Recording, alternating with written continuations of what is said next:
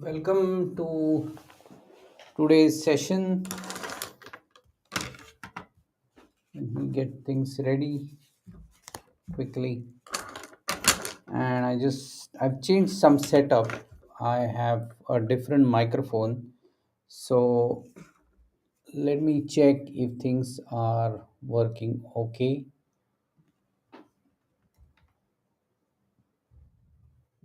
And as it is, some portion of the stream gets cut off, it doesn't relay or get broadcasted properly.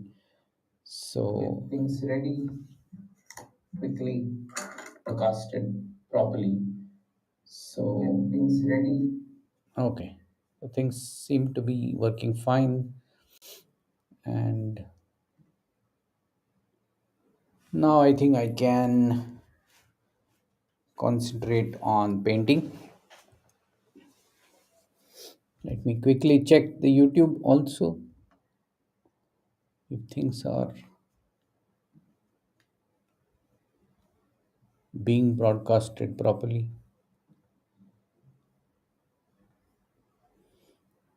Yes. Okay. So those who are on my email list might have seen this sketch already because I sent it to you in email. If not, if you are not on the email list or if you didn't check the email, then this is the first time you are seeing it anyway. So let's get started with the drawing part.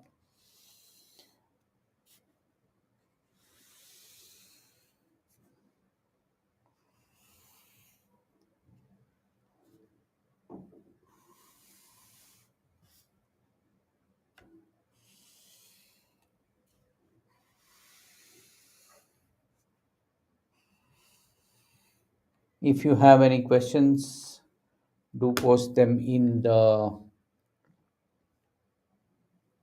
Okay, Taru Matiti, thanks for letting me know that it sounds good.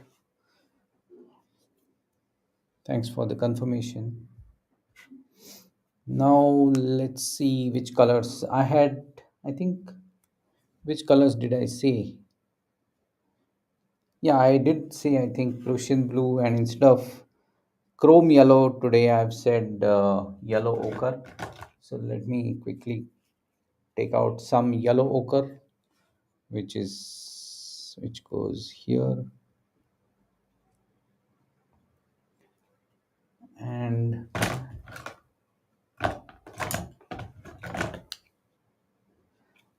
let me see if what blue I had mentioned, it doesn't matter so much, but then just to be sure, I've said ultramarine. Yeah, that's fine. That's what anyway I was going to use here. And one color which I have forgotten to mention is the crimson. I'll be using that because we'll be painting high altitude mountains into the distance here. So I will need that color. So let me quickly draw this landscape here.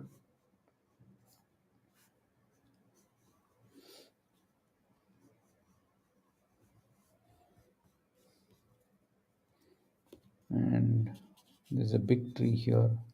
This is actually based on a photograph which my daughter took when she had gone for a trek.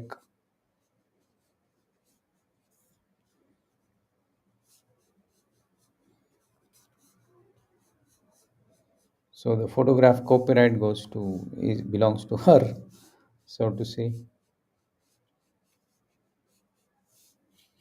I'm making sure that this point, the highest point, is not in the center of the painting horizontally. And there are, in the photo at least, there are multiple peaks seen in the distance. But what I will do is I will simplify it so that it's easier to paint, also easier to visually make sense of. Okay, I think that's what is enough.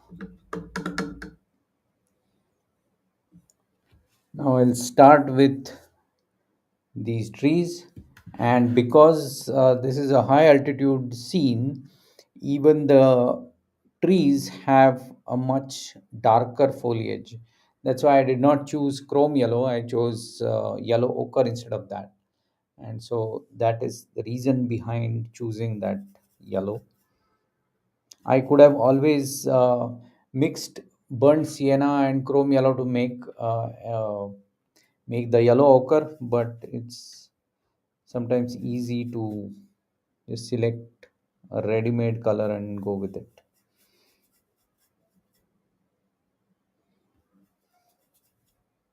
So that's the kind of dark green I need for these trees.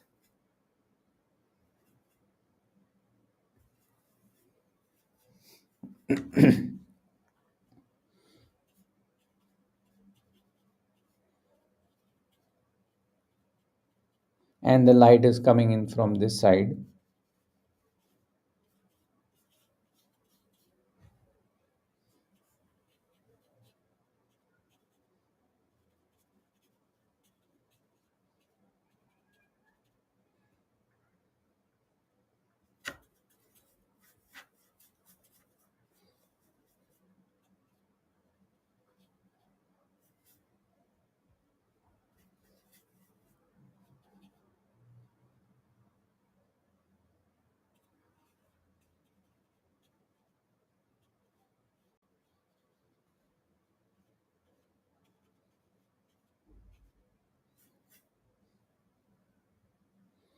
And I need some more burnt sienna.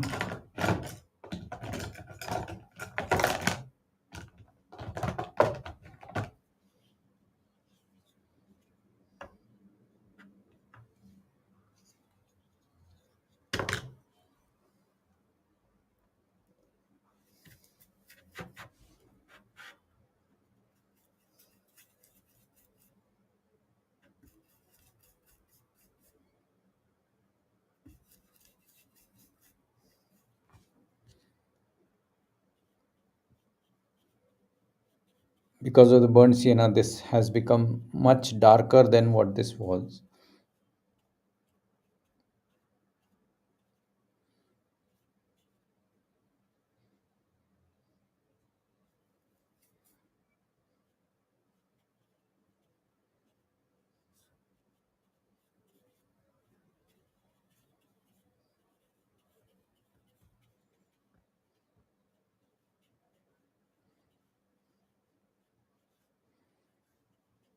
I'm looking at this line which this base of these trees is creating. I want it to look natural, but not too bumpy.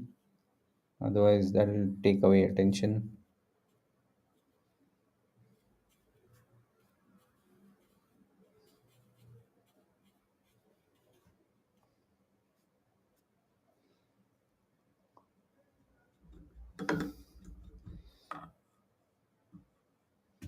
Now I'll come with a lot more yellow ochre and paint these highlights. I could have done this later, but I thought it's good time to do that.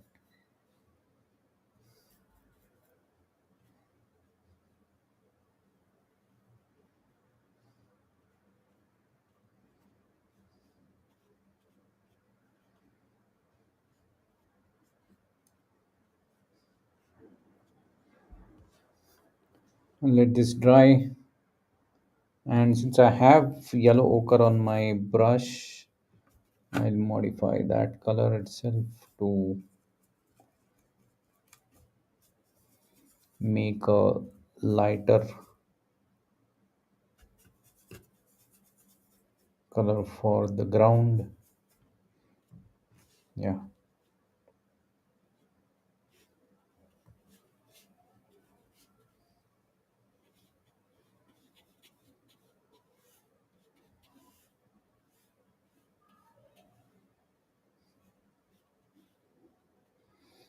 and I want to darken it towards the base.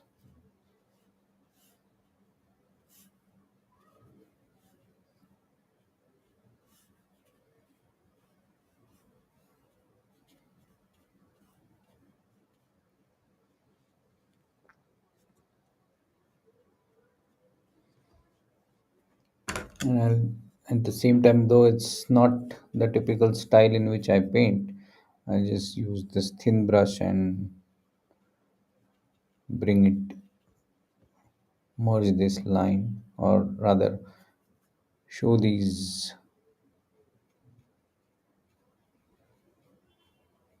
blades of grass. I might refine that later if needed, otherwise.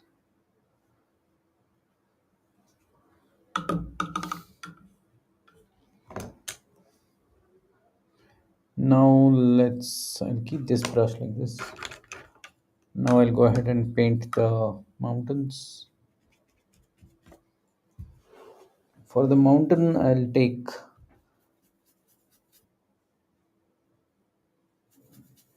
ultramarine and some crimson and add a bit of white in it. It's kind of a violet color. That's too light or too dark. I might need it for this side anyway, but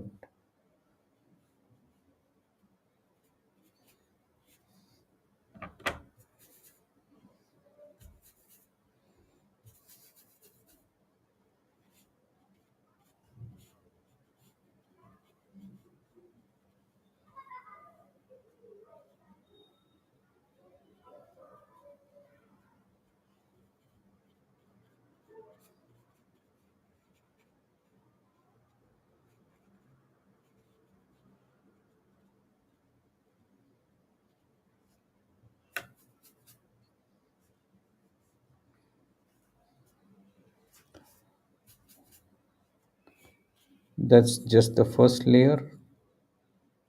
Will get modified in the subsequent layers.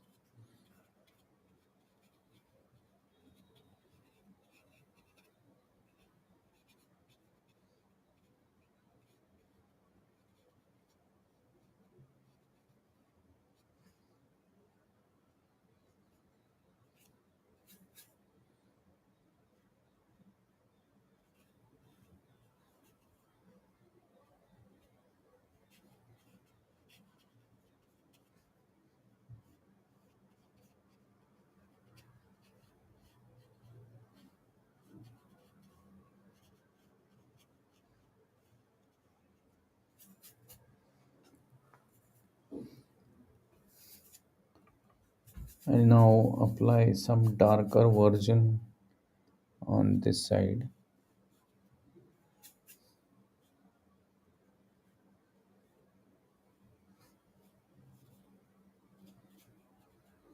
So that creates the illusion of light and shade.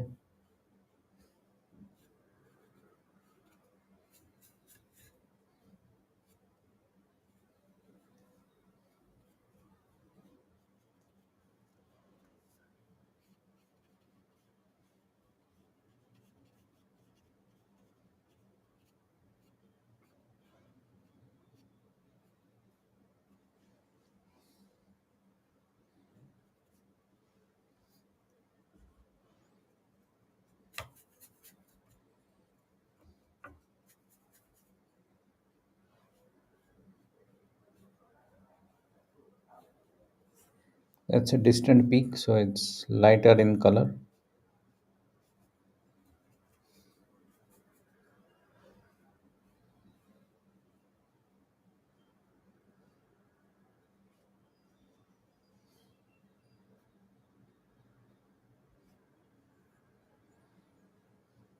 And now I'll paint the sky and then come for the details. The sky I want to mostly paint in ultramarine itself. Let's see how this looks. Yeah.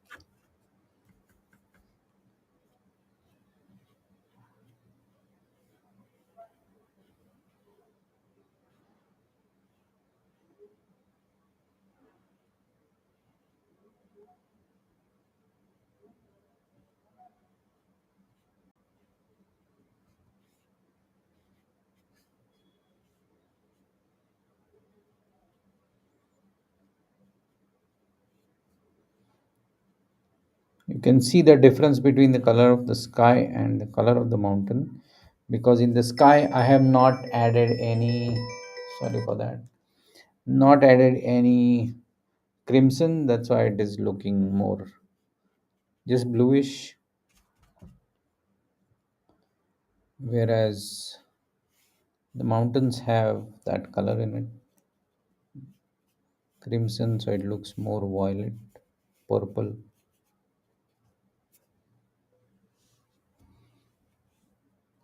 And just make it slightly darker at the top or more intense at the top.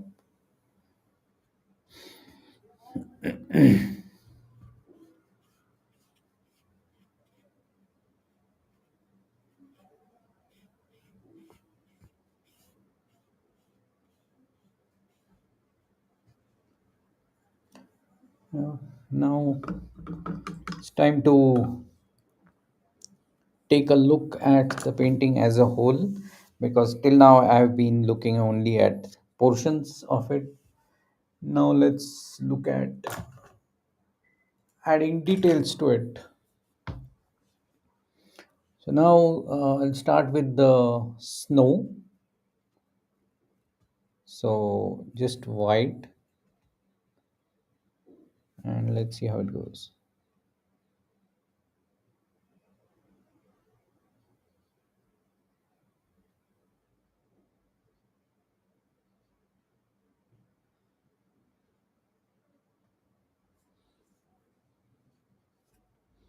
And I don't want this white to be,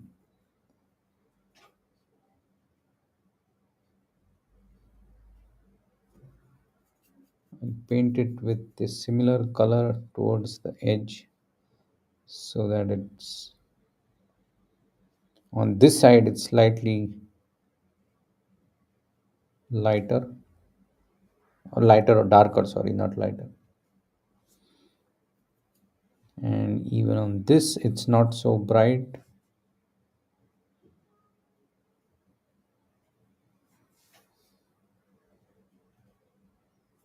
And only in at the top on this side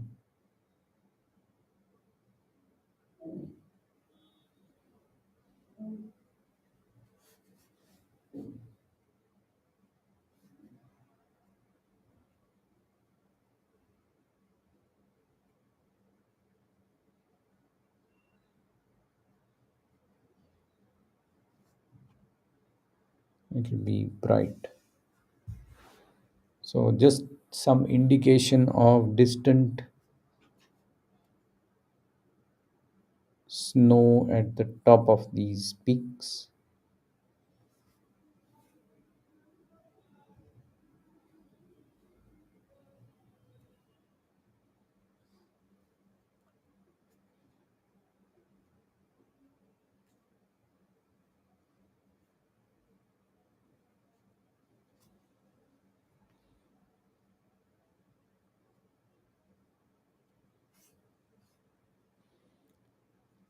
And I'll have to wait for this to become slightly dry, and then I can refine few things. Now let's get back to this portion where I want to restate some of these darks. Or let me take a smaller brush.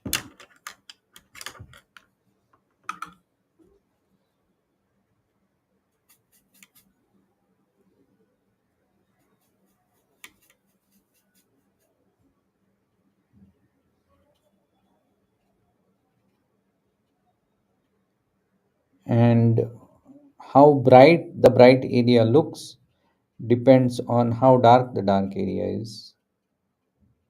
Let me repeat. How bright the bright area looks depends on how dark the dark area is. So the moment I darken these dark shapes or dark trees, the brights start looking even brighter. That's the contrast. And if you compare this with movies, the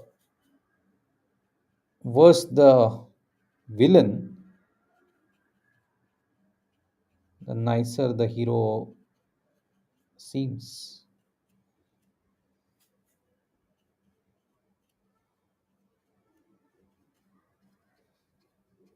Actually, movies have a lot of similarity with painting in terms of choosing the focal area and how much importance do you give to other characters in the movie and so on.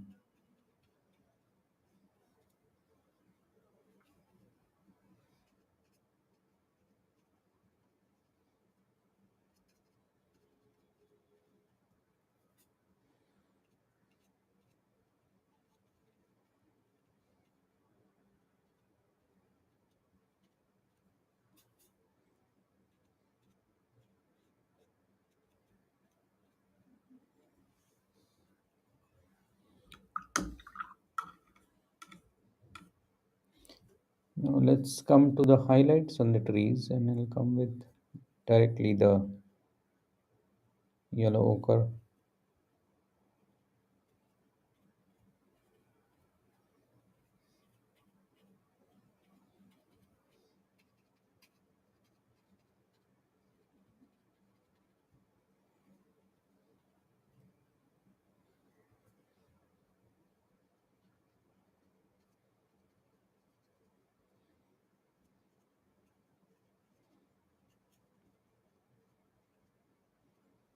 Colors are relative to each other in the sense this is actually a yellow, but in the vicinity of these colors, it starts looking very green or greener than what it looks on the palette, and that's because of the relativity of the colors.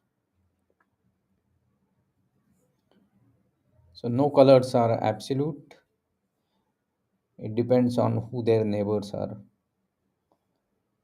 According to that, they look this way or that way. So that's why it's not very important to have a particular green, a particular blue for making nice painting. They all should look appropriate in the vicinity of each other. That's the only thing. And for some reason in the video, this looks completely dark. It's actually not that black in real life, but that's the video part which is playing.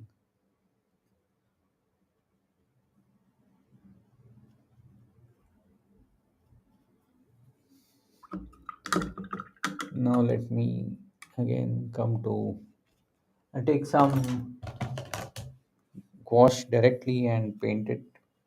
I'll not take it even in the palette, take it out in the palette because that will now you see how bright this looks.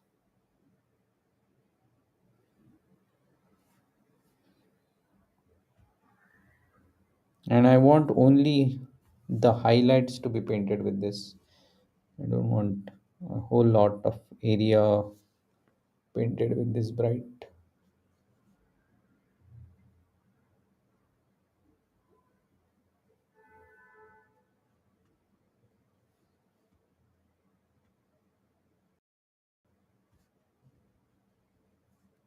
The snow is only on the top of these mountains.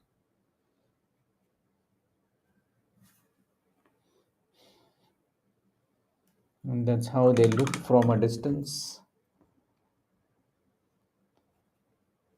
These are not like those mountains which are completely covered in snow. These are not those. Now let's see if I actually am almost done.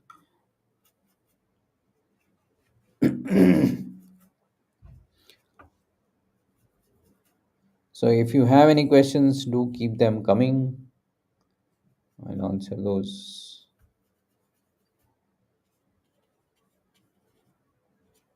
Just making this lighter.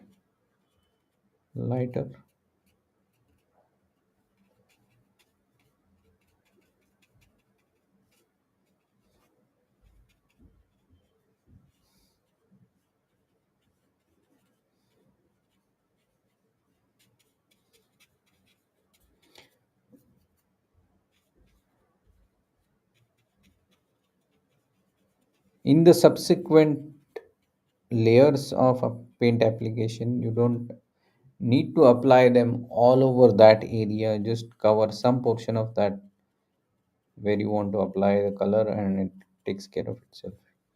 Creates that nice variation.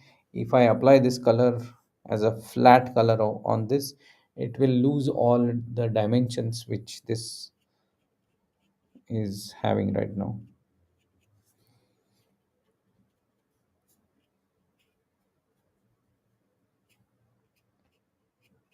So working in layers is a necessity, and you should learn it. It's very nice. You can do things which you wouldn't be otherwise be able to do by just applying one layer of color.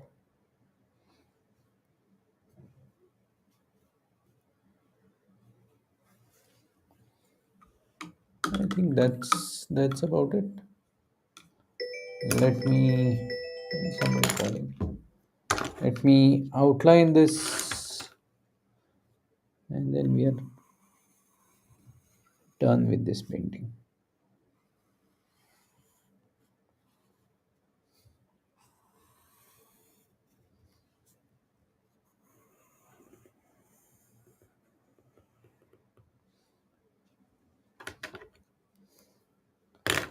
Let me just tidy it up a bit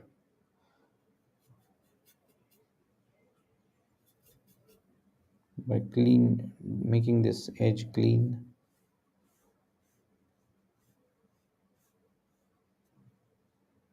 Yeah, that's enough, I guess.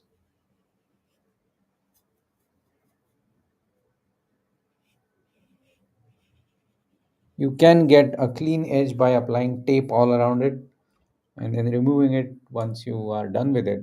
But somehow it's a lot more work, and if I stay within the line, that's fine. I hope you liked this demo, and if you have any questions, do post them. If you are watching this on YouTube and if you have not yet subscribed to the channel, this is a good time to subscribe. If you like this video, give it a thumbs up and also share it. You can post comments. If you are on Facebook and watching this, just follow my page so that you are notified about the upcoming live sessions, and all other things which I do, like workshops, new courses, and all other things. And if you have any artistic friends, do share this channel and this video with them. That's it, I guess, for today. Unless you have any questions, I'm done for the day. Let's see.